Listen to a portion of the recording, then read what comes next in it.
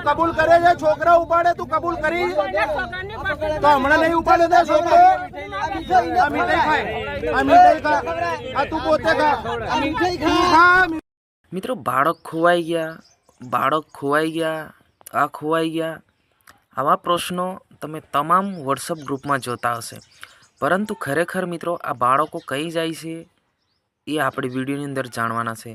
બાળકો પકડવાવાળી ગેંગ છે એ હવે આવી ગઈ છે ગુજરાતમાં, તો તમારા બાળકને તમે છૂટું મૂકશો તો બાળક ગયું સમજી લેજો। નમસ્કાર મિત્રો, વિડીયોમાં તમારું સ્વાગત છે। હું તમારો દોસ્ત શૈલેષ બિલ। મિત્રો આ વિડીયો ભલે લાંબો થઈ જાય પણ તમને આ વિડીયોની અંદર એટલી મોટી જાણકારી આપવા જઈ રહ્યો છે કે બાળકો પકડવાવાળી ગેંગ છે એ આવી ગઈ છે એવું સોશિયલ મીડિયા પર આપણે વિડીયો જોઈ રહ્યા છે। તો શું છે સમગ્ર મામલો? ખરેખર આવી ગઈ છે? શું ખરેખર બાળકો ઉચકી જાય છે? ખરેખર બાળકોને પકડી જાય છે? તો કોણ છે આ તે આપણે કવર કરવાની કોશિશ કરીશું। જેટલી પણ માહિતી મળી છે એ ઇન્ટરનેટ આધારિત છે, વોટ્સઅપ આધારિત છે। તો મિત્રો આ જે વાત છે ખોટી પણ હોઈ શકે છે અને સાચી પણ હોઈ શકે છે, એટલે આપણે એ એક્ઝેક્ટ કહી ના શકીએ। તો આવો આપણે જે પણ માહિતી મળી છે એ આપણે જાણી લઈએ। તો મિત્રો આ જે મહિલા છે એ બાળકોને મીઠાઈ આપીને ખવડાવીને બાળકોને ઉચકી જાય છે। આ રીતના લોકો ગામવાળાએ એમને પકડી પાડી છે। જેમ કે આ મહિલા તમે જોઈ રહ્યા, આ મહિલાને મામૂલી ના સમજો, આ છે બાળકો પકડાવવાવાળી મહિલા।